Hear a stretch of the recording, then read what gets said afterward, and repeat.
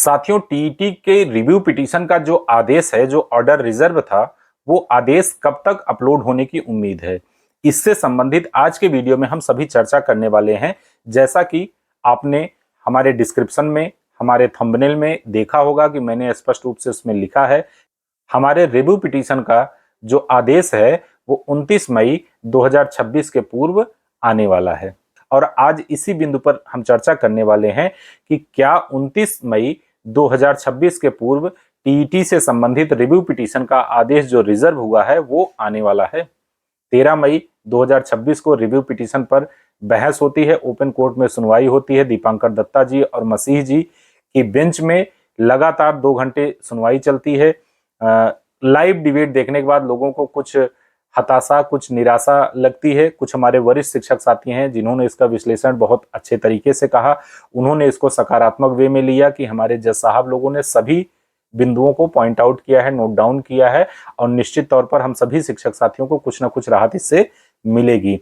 लेकिन इसका ऑर्डर क्या 29 के पहले आ जाएगा या 29 को आने वाला है, ऐसा कुछ क्या संभावना है? इससे संबंधित कई सारे हमारे शिक्षक साथियों ने हमसे प्रश्न पूछा था, तो उसी से संबंधित आज का ये वीडियो होने वाला है।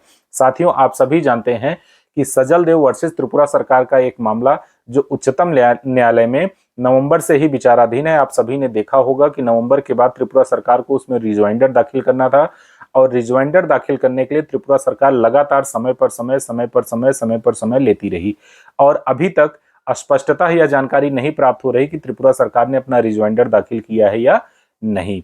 सजल देव जी की तरफ से कई बार ये मेंशन किया गया कि इस पे हियरिंग होनी चाहिए, लेकिन उच्चतम न्यायालय के जो जस्टिस दीपांकर दत्ता जी, उन्होंने लगातार इस पर अगली डेट दे दी है। इसका कारण सिर्फ और सिर्फ इतना है क्योंकि दीपांकर दत्ता जी का ये कहना है कि इससे संबंधित, इस मामले से संबंधित जो 1 सितंबर 2025 का आदेश पूरे देश में प्रभावित हो रहा है, लागू हो रहा है, उससे जुड़ा हुआ मामला अभी विचाराधीन है। रिव्यू पिटीशन पर सुनवाई अभी हुई है और उसका ऑर्डर रिजर्व हो गया है। उसका ऑर्डर जब तक ओपन नहीं होगा तब तक इस पर कोई टिप्पणी करना, इस केस में कोई नया आदेश देना बहुत बुद्धिमानी की बात नहीं है, क्योंकि वह आदेश पूरे देश के शिक्षकों पर वैसे ही प्रभावी होने वाला है।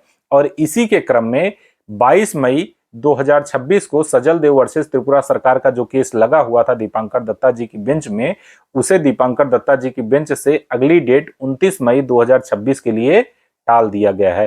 तो 29 मई 2026 की ये जो डेट लगी है दीपांकर दत्ता जी की बेंच में, इससे ये उम्मीद लग रही है, क्योंकि दीपांकर दत्ता जी का लगातार ये कहना है कि बिना रिव्यू पिटीशन का जो ऑर्डर है उसे डिस्क्लोज किए हुए, उसे ओपन किए हुए इस पर कोई फैसला देना बुद्धिमानी नहीं है। इस वजह से ये एक उम्मीद लगाई जा रही है कि हो सकता है 29 के पूर्व रिव्यू पिटीशन का जो ऑर्डर रिजर्व है वो ऑर्डर ओपन हो जाए। तभी इसकी डेट 29 तारीख दी गई है, जिस पर 29 तारीख को सुनवाई होना निश्चित किया गया है।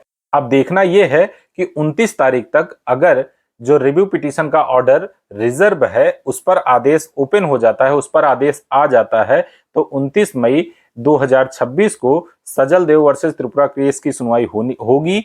अन्यथा इस केस को फिर आगे लिस्टिंग कर दिया जाएगा। और जैसा हम सभी जानते हैं कि जून में लगभग 12 से 15 दिनों का समर वेकेशन हो जाता है उच्चतम न्यायालय में, तो अगर 29 तक आ जाता है तो ठीक है, अदरवाइज फिर ये 15 तारीख के बाद ही, आप समझिएगा कि 15 जून के बाद ही जो है इस पर जून के लास्ट में संभावना बनेगी कि रिव्यू पिटीशन पर कोई आदेश आने वाला है।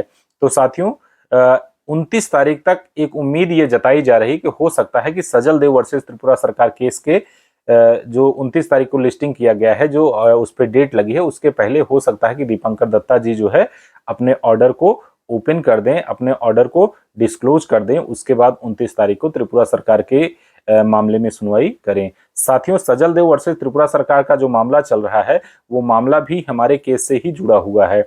आपने देखा होगा कि हमारे साथ कई सारे इंटरव्यूज में सजल देव जी और उनके कुछ सहयोगी साथी जुड़े रहे हैं, और उन्होंने बड़े हिम्मत का काम किया है कि त्रिपुरा जैसे छोटे से राज्य में उन्होंने शिक्षक साथियों को कलेक्ट किया और उन्होंने त्रिपुरा हाईकोर्ट से त्रिपुरा सरकार को हरा दिया है। त्रिपुरा हाईकोर्ट ने बाकायदे टिप्पणी करते हुए कहा है कि आरटीई एक्ट से पूर्व जो भी हमारे शिक्षक साथी नियुक्त हो चुके हैं उनके लिए टीईटी अनिवार्य नहीं है, और इसी को त्रिपुरा सरकार ने उच्चतम न्यायालय में चैलेंज कर दिया है। अब त्रिपुरा सरकार की तरफ से ये कहा जा रहा है कि 1 सितंबर 2025 का माननीय उच्चतम न्यायालय का जो आदेश है वो पूरे देश के शिक्षकों पर लागू होगा और सभी को टीईटी देना अनिवार्य है। इस वजह से त्रिपुरा हाईकोर्ट का जो आदेश है उसे वहां पर स्थगित कर दिया जाए। लेकिन अभी ये मामला विचाराधीन है। सजल देव जी की तरफ से सलमान खुर्शीद जी जैसे बड़े अधिवक्ता का नाम शामिल किया गया है, उनको खड़ा किया गया है और सलमान खुर्शीद जी ने फर्स्ट हियरिंग में ही ऐसी बहस की थी, ऐसे पॉइंट्स को वहां पर रखा था कि उच्चतम न्यायालय ने त्रिपुरा सरकार से रिजॉइंडर दाखिल करने को कहा था और त्रिपुरा सरकार ने अभी तक कोई रिजॉइंडर फिलहाल मेरी जानकारी में नहीं है कि दाखिल किया है। तो देखना है कि त्रिपुरा सरकार वहां पे क्या जवाब देती है, एनसीटी क्या जवाब देती है, क्योंकि उसमें नोटिफिकेशन में उसने लगातार ये स्वीकार किया था कि 29 जुलाई 2011 के पूर्व जो भी हमारे शिक्षक साथी नियुक्त हैं उनके लिए 3 सितंबर 2001 का जो एनसीटी का नोटिफिकेशन है उसके नियम शर्त लागू होंगे। तो साथियों, त्रिपुरा सरकार का जो मामला सजल देव वर्सेस त्रिपुरा सरकार का केस है वो भी टीटी मामले पर बहुत बड़ा निर्णय होने वाला है। अब देखना है कि 29 तारीख को इस पर सुनवाई हो पाती है या नहीं हो पाती है और 29 तारीख के पहले जो 13 मई 2026 को रिव्यू पिटीशन का ऑर्डर रिजर्व हुआ है वो ओपन होता है या नहीं। तो